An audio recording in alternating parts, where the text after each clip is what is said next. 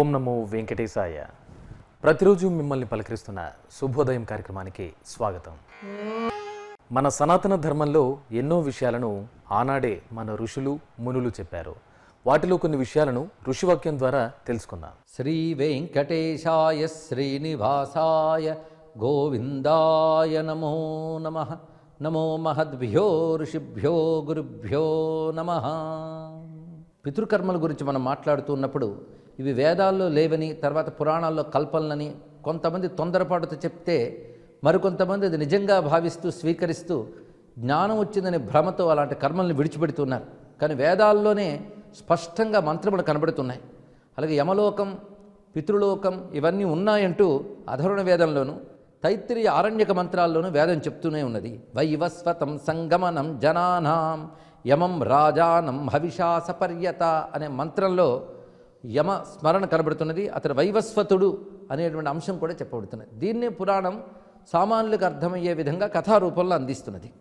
అలాగే పితృదేవతలకి ఇచ్చేటువంటి ద్రవ్యముల గురించి చెప్తూ ఆచ్యాజాను దక్షిణతో నిషద్యేదన్నో అభిగృణంతు విశ్వే మాహింశిష్ట పితరహక్కేన చిన్నో యద్వ ఆగ పురుషతాకరామ అనొక మంత్రం ఉన్నది. ఈ మంత్రంలో వేదం చెప్తున్నటువంటి అంశం, పితృదేవతలారా మీరు వేదిక దక్షిణ భాగంలో కూర్చొని మేమిచ్చేటువంటి ద్రవ్యాన్ని స్వీకరించండి అంటారు. అంటే ఇక్కడ పితృదేవతలకు ఇచ్చేటప్పుడు దాన్ని కవ్యం అంటారు, దేవతలకు ఇచ్చేటప్పుడు హవ్యం అంటారు. ఈ మాటలని వేదం నుంచే ఏర్పడినవి. కానీ వేదాల్లో ఉన్న విషయమే శ్రాద్ధ కర్మల్లో చెప్పబడుతోంది, కానీ వేదాలకు విరుద్ధమైనది కాదు. అయితే శరీరం ఇక్కడే పోతోంది కదా, వాళ్ళకి ఎలా వెళతాయి అనే మాట ఆస్తికులైన వారు అనరు. వేదాన్ని నమ్మిన వాళ్ళు కూడా ఆస్తికులే. ఈ శరీరం పోతుంది, కానీ వారి కర్మానుగుణమైన మరొక శరీరం ఉంటూనే ఉంటుంది. ఇక్కడ అది అనుభవించవలసినదే.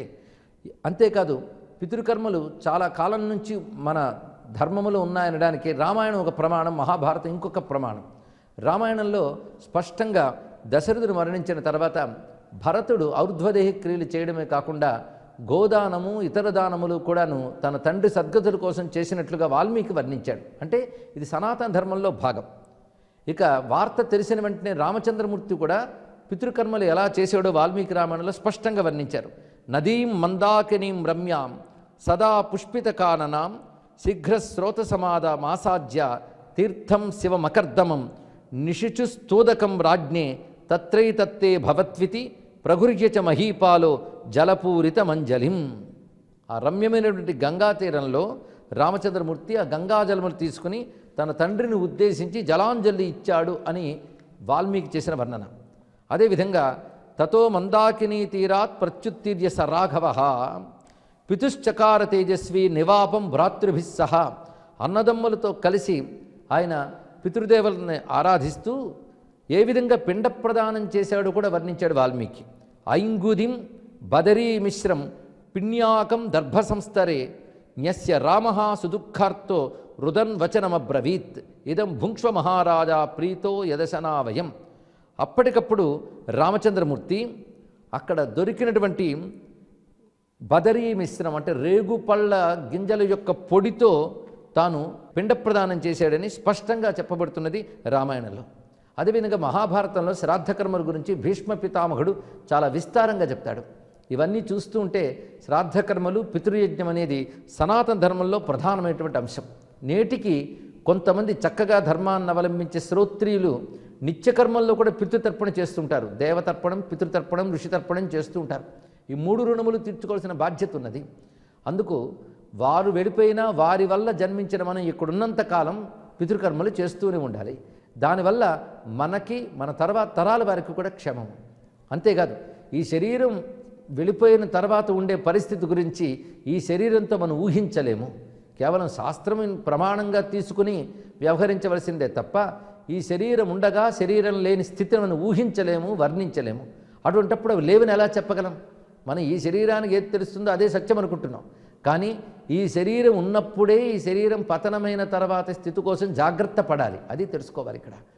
అంతేకాదు నేటికి అనేక మందికి అనుభవాల్లో కనబడుతున్న అంశములు ఏంటంటే, సరిగ్గా పితృకర్మలు చేయకపోతే ఆ జీవులు స్వప్నాదుల్లో కనబడి నాకు సరిగ్గా కర్మ జరగలేదు, నువ్వు అది చెయ్యు అని చెప్పినట్లుగాను, వీళ్ళు దాన్ని చక్కగా చేసిన వెంటనే ఇదిగో మేము సద్గతులకు వెళుతున్నామని చెప్పి వెళ్ళినట్లుగాను చాలామంది అనుభవాల్లో కనబడుతుంటే అంశములే.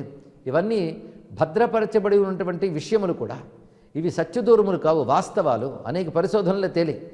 అందుకే జీవుడు ఈ శరీరం పోయినా మరొక శరీరంతో ఉంటాడు అని గ్రహించగలిగితే పితృకర్మలు కూడా ఉంటాయనేది తెలుసుకోవాలి ఇక్కడ. అయితే మరణించినటువంటి తండ్రి తాతలు ఏ రూపంతో ఎక్కడుంటారో మనకు తెలియకపోయినా వాళ్ళ వల్ల కలిగిన మనం ఇక్కడే ఉంటాం కనుక మనం ఉన్నంత కాలం కూడా వారిని మరిచిపోకుండా చేయవలసినటువంటి కర్మ ఇది. అందుకు ఇటువంటి పితృకర్మలు భారతీయ సనాతన ధర్మంలో ప్రధానమైన అంశములు అని తెలుసుకుని దేవకార్యములు ఎంత ప్రధానమో పితృకార్యములు కూడా అంతే ప్రధానము. మనం ఐహికమైనటువంటి సుఖాల కోసం, దుఃఖ నివృత్తి కోసం దేవకార్యాలు ఎలా ఆచరిస్తామో పితృకార్యాలు కూడా అలా ఆచరించాలి. ముఖ్యంగా 96 ఆబ్దికాలు పెట్టలేకపోయినా కనీసం సంవత్సరం వచ్చేటువంటి ఆబ్దికం పెడుతూ మహలయ పక్షాలు నిర్వహిస్తూ గంగా గోదావరి మొదలైన తీర్థభూములకు వెళ్ళినప్పుడు అక్కడ తీర్థ విధి ద్వారా కూడా పితృదేవతలను ఆరాధించాలి. ఇవి ప్రధానమైన అంశములుగా తెలుసుకుని సనాతన హిందూ ధర్మంలో ఉన్న మనం ఇవి పాటించినప్పుడే హిందూ అని చెప్పుకోవడానికి యోగ్యులమవుతాం. అంతేగాని కేవలం దేవతలను ప్రార్థించి మమ్ము రక్షించుము అని ప్రార్థించినంత మాత్రాన సరిపోదు. మనం చేయవలసిన కర్తవ్యాల్లో దేవతలను ఆరాధించడం ఎంతో పితృదేవతలను ఆరాధించడం కూడా అంతే అని తెలుసుకోవాలి. మనకి మన సంతానానికి వంశ పరంపరకు కూడా పితృదేవతల యొక్క రక్షణ చాలా అవసరము అని చెప్తున్న మహర్షుల వాక్యాలకు నమస్కరిస్తూ స్వస్తి. వైశాఖ మాసం విశిష్టతను ఈరోజు కొంత తెలుసుకుందాం. నిసర్గకర్త సర్వేశ కోటి సూర్య సవ ప్రభ అనంతగుణ గంభీర నమస్తే పురుషోత్తమా. వైశాఖ మాసం చక్కగా అనంతునిగా శ్రీ మహావిష్ణువుని కీర్తించుకోదగినటువంటి మాసం ఇది. ఆ అనంతుని యొక్క వైభవం ఎటువంటిది అని చెప్పేటువంటి శ్లోకాలలో ఇది ఒకటి. నిసర్గకర్త సంబోధనం ఇది. ఇక్కడ నిసర్గకర్త అంటే స్వాభావికంగా ఈ ప్రాకృత సృష్టిని చేసినటువంటి మహనీయుడు ఆయన. సృష్టి 2 రకాలు: కారణాలని సృష్టి చేయడం, కార్యాలను సృష్టి చేయడం. కార్యములు అంటే మనం అందరం, సమస్త జీవరాశులు కూడా. వీటికి కారణములు ఏమిటంటే ఈ శరీరం ఈ విధంగా అవతరించడానికి కారణములైనటువంటి పంచభూతములు, పంచతన్మాత్రలు, పంచ జ్ఞానేంద్రియాలు, పంచకర్మేంద్రియాలు, మనస్సు, వీటికి మూలభూతములైనటువంటి ఈ బుద్ధి, అహంకారము, మూల ప్రకృతి. ఈ 24 తత్వములు ఏవైతే ఉన్నాయో వీటికి నిసర్గ సముదాయం అని పేరు. కనుక ఇటువంటి నిసర్గకర్త ఎవరంటే ఈ కారణములను సృష్టి చేసింది ఈయన. ఈ కారణములలోంచి పుట్టినటువంటి వికృతులు మన శరీరములు. కనుక ఇటువంటి ఈ శరీరములకు కారణములైనటువంటి ప్రాకృతిక సృష్టి చేసినటువంటి వారు ఆ స్వామి. అందుకని నిసర్గకర్త అని వ్యవహారం. అదేవిధంగా సర్వేశ, మనకు సాధారణంగా అధిపతులు కనుక చూసినట్లయితే ఒక ప్రాంతానికి అధిపతి చూడొచ్చు, ఒక దేశానికి అధిపతిని చూడొచ్చు, ప్రపంచానికి అధిపతిని చూడొచ్చు. ఇలాగే ఆయా ప్రదేశాలకి అధిపతులు ఉంటారు. కానీ ఈయన సర్వేశ, సర్వం అంటే అందులో అణువు నుంచి బ్రహ్మాండాల వరకు కూడా అన్నీ కలిసి ఉంటాయి. వాటన్నిటికీ ఆయన అధిపతి కనుక సర్వేశుడు అని పేరు. అలాగే కోటి సూర్య సమప్రభ, కోటి మంది సూర్యుల యొక్క కాంతి ఎంత దివ్యంగా జాజ్వల్యమానంగా ఉంటుందో, ప్రకాశవంతంగా ఉంటుందో అంత తేజస్సును తన యొక్క శరీరంలో సంతరించుకున్నటువంటి మూర్తి ఈయన. అనంతగుణ గంభీర, మనకు ఏ జీవిలోనైనా సరే, ఏ వ్యక్తిలోనైనా సరే గుణాలని లెక్కించడం మొదలు పెడితే ఒక్కొక్కరిలో ఒక గుణం ప్రధానంగా ఉండొచ్చు, సద్గుణం. కొంతమందిలో 2-3 గుణాలు ఉండొచ్చు, కొంతమందిలో 100-1000 గుణాలు ఉండొచ్చు. కానీ ఈయన యొక్క సద్గుణాలని మనం లెక్క పెడుతూ ఉంటే మనకు జీవితాలు సరిపోవు. అందుకని అనంతగుణ అని. గంభీర, అదేవిధంగా గంభీరమైనటువంటి తత్వం ఈంది. లోతెంతో తెలియదు, ప్రవేశించినా తెలియదు, ఈదులాడినా తెలియదు. సంసార సాగరాన్ని అంతటిని కూడా ఈదుకుంటూ వెళ్ళిపోయి అవతల ఒడ్డుకు చేరుకున్నామనేటువంటి భ్రాంతిలో మనం ఉన్నప్పటికీ కూడా ఆయన యొక్క తత్వాన్ని మనం తెలుసుకోలేం. అంత గహనమైనటువంటి తత్వం ఆ విష్ణుతత్వం అనేటువంటిది. అందుకని అనంతగుణ గంభీర నమామి పురుషోత్తమ. సమస్త జీవులలో కూడా వ్యాప్తమై ఉండి పురుషోత్తమునిగా ప్రకాశించేటువంటి ఓ స్వామి, నమామి, నేను నీకు నమస్కారాన్ని చేస్తున్నాను అని చెప్పడం ఈ శ్లోకంలో అంతరార్థం. వైశాఖ మాసంలో ఒక్కో తిథిలో ఒక్కో విశిష్టత దాగి ఉంది. మరి ఈరోజు తిథిలో దాగి ఉన్న విశిష్టతను కొంత తెలుసుకుందాం. ఈరోజు మే 2వ తేదీ చాంద్రమాన విలంబినామ సంవత్సర ఉత్తరాయణ వసంత ఋతువులో వైశాఖ మాసంలో కృష్ణపక్షంలో ఈరోజు కూడా విద్యా తిథియే ఉన్నది. దాంతోపాటు నక్షత్రం అనురాధ నక్షత్రం, వారం బుధవారం. ఇక్కడ మనకు కొన్ని విశేషాలు ఉన్నాయి. విద్యా తిథి సూర్యోదయాత్ తరువాత కొంతకాలం వరకు వ్యాపించున్నది. అయితే ఆ తర్వాత తదే ప్రవేశిస్తూ ఉన్నదన్నమాట. కానీ చెప్పుకోవాల్సినటువంటి తిథి మాత్రం ఈ రోజున విద్య మాత్రమే చెప్పుకోవాలి.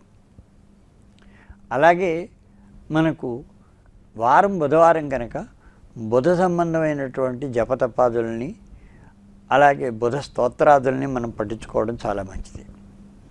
ఇవి ఈనాటి తిథి వార నక్షత్రాదులకు సంబంధించినటువంటి కొన్ని విశేషాలు.